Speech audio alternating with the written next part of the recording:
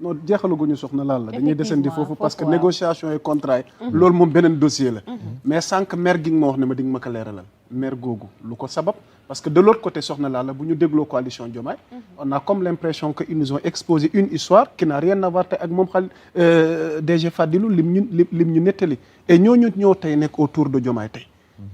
lan lañ apporté parce que li nga nettali tey daanaka ñooñu ñun bu ñu xoolee histoire bi ca cappaandaw ga lañ ñëwee mais tey on a comme l'impression que ñoom ñooy revendiquer tey li Diomaye doon tey ñoom dañ ci doon dara mais tamit président Diomaye keroog ni mu waxee ak di leen delloo njukkal mel na ni nag ñoom it dafa am lu ñu ci représenté. xam nga président Bassirou Diomaye bu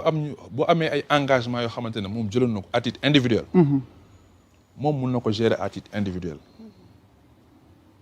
mais bu nekkee ñun dañuy gérer dynamique yore machine Pastef di ko travailler depuis une dizaine d'années bu ñëwee ba fii ñooñu mënuñoo altérer ñun suñu dynamique c'est-à-dire que boo ñëwee da ngay ñëw ñu associer la si ñu avancer ndoo ensemble mais da ngay jël cër bi joxe ko. est-ce que on a comprendre nga li ma bëgg a wax est-ce que kon loolu moo tax mu ne moom dafay rester ancragé wu biir Pastef. non xam nga moom man je dis à qui veut l'entendre que président Diomaye quand même c'est quelqu'un qui a travaillé pour le parti. man j'avais l'avantage quand même nekk ak moom nii di liggéey am na yu bëri bu xewaan ni ñooy daw seen siège u syndicat autonome des agents des impôts et domaines. mi ngi woon wetu Sicap Foire beneen versant bi xaw ma Ouest Foire la tudd xaw ma beneen versant bi. fa doon nekk te dama fa doon nekk ak moom parfois wala ñu am lu ñu séq di ko liggéey mais à un groupe vraiment très restreint ma fekk mu yore diaspora bi di ko doxal ma fekk mu yore mouvement des cadres di ko doxal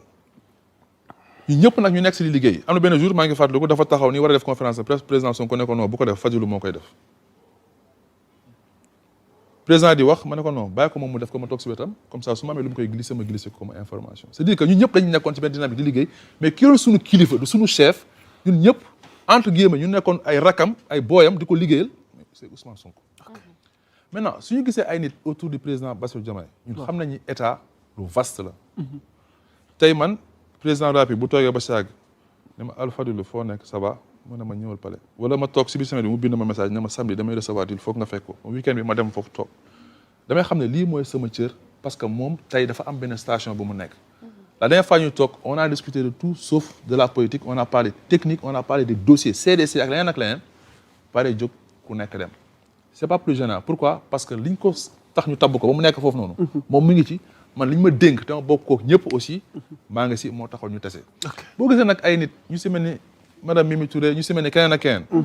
man c'est des gens qui ne peuvent pas me gêner parce que comme ni ma waxee rek bi ñuy dawal caravane présidentielle. di dawal élection législative dañ doon ñëw ñu ñoo leen doon gérer. ku nekk na nga bëggoon approcher Ousmane Sonko na nga bëggoon dend ak moom sax buy toog na nga bëggoon suy wax nga ñu mën la yéegal ci otoom pour nga jël parole. wala bu ñu nekkee ci meeting nga bëgg maanaam ñu jox la cër demande yooyu yëpp ñun fii la ñuy fekk parce que ñun ñoo doon organiser loolu yëpp donc ñooñu tey bu ñëwee bëgg nag vraiment maintenir un certain passif en apnée ñoom ñu taxaw bëgg incarner yenn affaires yi man de personnellement je fais partie de ceux qui disent que sama engagement sama xeex sama abnégation moo koy am. ñoom amuñu ko li ma sonnuñu ko man mii rek à mon niveau je me refuse quand même cette dualité. Non, je me refuse cette dualité. En réponse à la coalition Diomaye. Non, c'est pas. Non, c'est pas. En fait, nous, notre stratégie, elle est pas bâtie. C'est une réponse. Non. En fait, c'est une stratégie. Politiquement parlant, parce que déjà ni observateur politique ou analyste, li ñu sentu mooy on va vers une confrontation, mooy dualité bi ngay bañ entre. Il y a un vrai journaliste. Non, ce que je veux dire, moi, non, dualité, il ne peut pas y avoir de dualité. Il ne peut pas y avoir. Non, c'est vrai, parce que. Non, il ne peut pas y avoir de dualité. En réalité, dëkk bi. ñëpp xam nañ ni benn force. déjà ñemal débat bi rek. débat bi ñeme naa ko de man débat juste xam nga la. réalité la fi mu ne nii parce que te yéen da ngeen a njaboote ñoo xam ne fi mu ne nii c'est-à-dire dafa am yaakaar gu rëy gu am ci yéen. te nee nañ. ci lu ñu yóbbante bu nu soñoon du ñu assister tey Sonko di wax wala Diomaye di wax wala ñoom ñaar àddina gépp di naan finalement ña nga xamante ne tey ñoo xeex ba jëlee fi li fi newoon ñoom ñoo nar a affronter war a def face to face. non c'est ça loolu c'est dommage xam nga tey bu dul dara. et que chaque jour dañuy gis moom de son côté acte di posé wu. oui mais xam nga acte mënuñu ko bañal kenn. c'est-à-dire que bu ñu xëyoon benn jour Ousmane Sonko ci boppam ne ñu mën daal parce que bu ñu doon wax gëmuma ko. man xam nga souveraineté gëmuma ko dañu war a def li jaxasewaat remettre en cause lépp mais duñ ko topp de je crois que Ousmane Sonko ci boppam xam na ne su boobaa ñun duñ ko topp moo tax ma ne képp kenn ku mu mën di nekk ku nekk suñu biir xëy bëgg a altérer li nga xamante ne moo taxoon ñu doon xeex xamal ne gars yi duñ la topp mais nag bu ñu nekkee ay frères bu ñu nekkee ay sénégalais bon temps àndandoo di xeex dundandoo ay jafe-jafe jaarandoo si ay métit am lu ñu gëm ba askan bi yëpp fekk ñu si day triste nga gis kenn koo xamante ne mi ngi dévier day triste nga gis koo xamante ne lii muy jëm nii bu si jëmee baaxul pour moom te baaxul pour avenir politique am te mun na ko compromettre loolu bëri te histoire mi ngi fi un jour viendra suñu postes yi on les aura plus nos responsabilités on les aura plus suñu ay doom suñu ay sët ñoo fi nekk di liggéey kenn ku nekk nag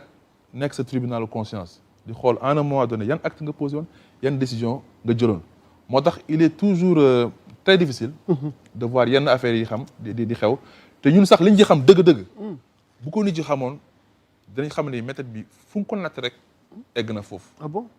Man par exemple j'ai très mal en fait je vis très mal cette affaire là parce que ñun yéene wuñ kenn lu bon ba pare personne ne nous dérange lu yàlla defal na ci yéene nañ leen ko te li ñu doon xeex dëgg-dëgg tax ba ñun ñuy grève de la faim 22 jours nga xam ne da ngay tëdd soo moytul doo yeewu suba nga nangu ko def di enchaîner pourquoi parce que dafa am lu tax ñuy xeex Ousmane Sonko nit garde ñëw tëj benn commandant tëj maanaam district sanitaire bi nekk biir Rebeuss mag nit dof rek kese nekk fa ak moom mu ne ñu démb mu ne ñu il faut ngeen bàyyi seen grève de la faim bi ñu ne ko non du ñu bàyyi mu ne démb Ousmane Sonko 4 grammes la glycémie moo nekkoon bu defoon 3 grammes et demi dafay dem dans le coma te day dee ma sekkal par force wax ñu ko mag nit dof fekk boobu man suma juumul maa ngi sama 17e jour grève de la faim n'empêche ñu xam ne Ousmane Sonko mi ngi risqué vie am foofu ñun tam ñu nekk ci loolu moment yu critique yooyu génn war a jël ay décisions malgré suñu tristesse ak suñu choc yi ñu am parce que Ousmane Sonko du ko daloon rek lu bëri day compromettre ñu génn jël suñu rakk yi nekk Rebeuss yëpp nee nañ bàyyi ñun ak nit dof ak quelques 2-3 personnes ñu nangu continuer xeex boobu te jëriñ yaas li ma lay wax ni dëgg la dañoon tëdd nii doo xam ndax di nga yeewu lu graaw laa lay wax ngay dégg en même temps ñii dee nañ ñee dee nañ famille di disloqué wu liggéey yi ñii ñu leen di expulser seen kër yi parce que fayatuñu loyer ñi seen business yi yàqu na ñi seen jabar yi fay nañ ñi seen doom yi seen jàng yàqu na ñii di AVC ñi seen jabar di avorté c'est juste extraordinaire Ndongo Diop bi nekk Diourbel par exemple nga gis ko muy bind texte yu graaw yi Facebook xëy benn jour mu ne ma Fadul dama am lu ma métti mu ne sama jabar dafa avorté ay seex gis imam bu nekk foofu toog ba saaga ñëw taxaw di jooy imam looy jooy mu ne sama papa mu génn àdduna te mayu ñu ma autorisation pour ma dem denc yaa ngi dégg yu mel noonu moo doon xew si biir kii bi donc loolu yëpp doo ko xeex ba jaar foofu yëpp ak 2021 li fi nga xam suñu bakkan si xottu la nekkoon ñëw askan bi yëpp sanctionné président Macky Sall ñun ñu nekkaat bëgg am problème suñu biir loolu c'est extrêmement pour man difficile à supporter te kenn ñaanu koon yàlla te ñun bi ñu falu aussi yaakaaruñu scénario bi dina posé wu suñu kanam donc li ñu mën rek mooy nangu dogalu yàlla mooy gérer la partie état en toute responsabilité gérer aussi la partie politique avec toute l'efficacité l'implication le sérieux ak l'engagement nécessaire moo tax j'en profite pour appeler les gens ne mee ko tour bi ñu jëm dañ ko préparer bu baax a baax non incha allah bien sûr loolu ñu siy liggéey bu baax a baax te format bi tudd ak format yële te président Ousmane Sonko bu dogu kese pour def benn mbir dëgg waaw maanaam nit yi dañ servi incha allah ils seront servis incha allah. D'accord alors dañuy desandi ak yow ba tey parce que foog ñu avancer ci beneen point bi donc waxoon nañ ni le premier ministre Ousmane Sonko defoon na sortie par rapport ak la renégociation des contrats et des conventions et tey bëgg nañ xam aussi différents secteurs stratégiques la wax donc sûrement yow dañ la dénk loo xamante ni mun nañu wax ne implication direction daf ciy bokk. Parce que lu jëm ci wàllu CDC ñàkkul ne peut-être am na ci loo xamante ni ci seen côté yéen seen secteur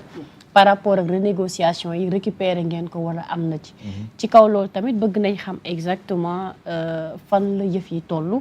depuis bi ngeen yegsee ci direction bi ba tey parce que am na ci coow lu fi juddu woon ci affaire Mbambiloo rek ñoo ni mel donc ça fera l'objet d'un débat pour ñu apporter si ay éclaircissements. On va aller étape par étape. D'accord. Maintenant la sortie du PM. Concernant contrat yi l'état des lieux ñu def ko ak yow parce que tamit il y a eu une réplique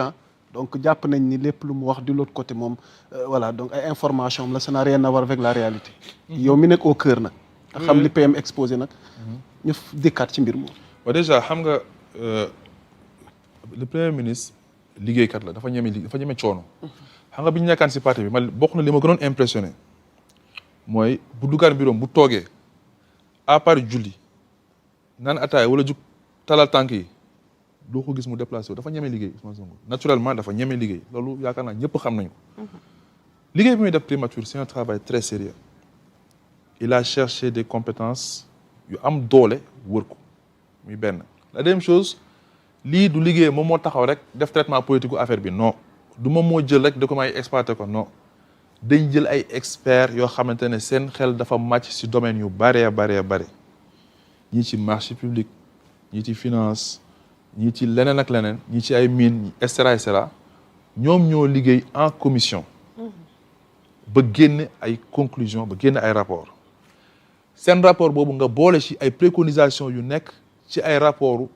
Cour des comptes